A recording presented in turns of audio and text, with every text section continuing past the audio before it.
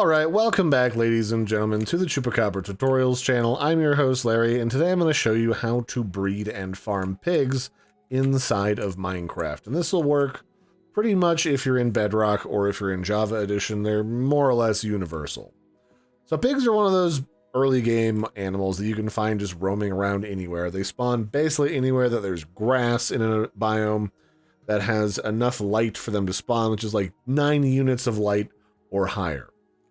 They'll even spawn in certain wintry biomes as well, depending on where you're at. And when you find them, they can be lured around with carrots, beetroots, or potatoes. I could have sworn once upon a time it also included wheat, but they're not big on wheat anymore. And then if you want to breed them, you can feed them one of these 3 different items, and they will decide that once fed, it's time to do the horizontal mambo, and they'll spit out a piglet.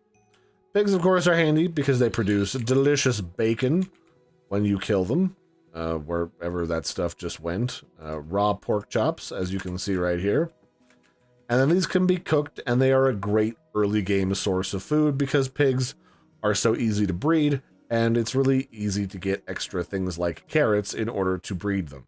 When you're gathering them up, all you have to do is slowly walk them towards the pen while you have food in your hand, and they'll all just keep following you as long as you have the food out in your hand within 3 to 6 blocks of them or pretty much any animal that you're trying to lure.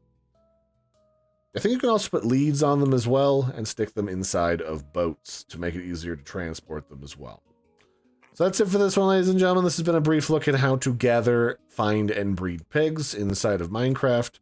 I've been your host, Larry. Don't forget to like and subscribe. I'll catch you next time. Bye, everybody. Have a good one.